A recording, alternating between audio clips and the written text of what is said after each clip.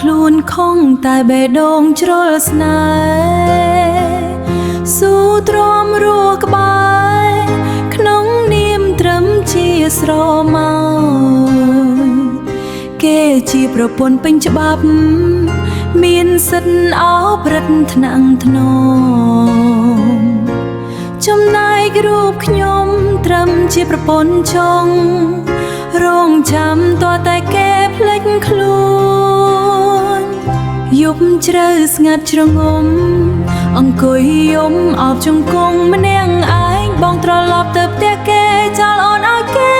រងាពាក្យថាស្នេហ៍ដែលបងថាគ្រាន់តែលួងបណ្ដោះអាសន្នពេលគេទូរស័ព្ទហៅបងក៏ប្រញាប់រើបំរាំងចេញបាត់អោព្រមលិខិតអើយហេតុអ្វីសរសេរគូខ្ញុំបែបនេះឲ្យខ្ញុំខ្លាចជាអ្នកទី3សាំងបាបកម្មឈឺឆ្លងជាតិទឹកភ្នែកប្រពន្ធចង់ស្រក់ចុះលេលឹងភាពអាម៉ាឈឺចាប់ហួរប្រមាណតែត្រូវខំមន់ព្រោះពាក្យថាស្នេហ៍ដើរចេញទៅក្រៅគេសំឡឹងដើរខ្សែភ្នែកមើលងាយគេដៀលគេត្បាំងថាជាស្រីលួចប្តីគេ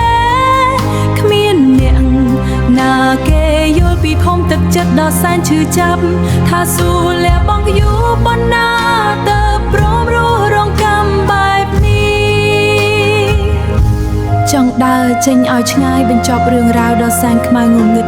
តែបេះដូងមិនព្រមជាប់ចំណងស្នេហ៍ដែលគឺថ្ងៃផ្កាគួចតើត្រូវទ្រាំលេបទឹកភ្នែកប៉ុន្មានឆ្នាំទៀតទើបវិបត្តិមួយនេះវាចប់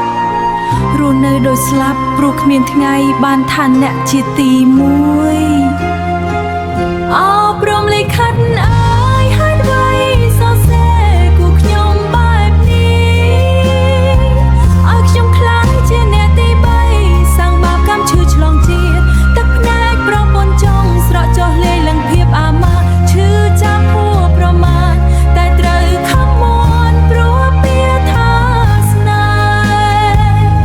ជាតិក្រោយសូមរើសផ្លូវដើរថ្មីកុំឲ្យជួបស្នេហ៍លាក់លៀមប្រពន្ធចង់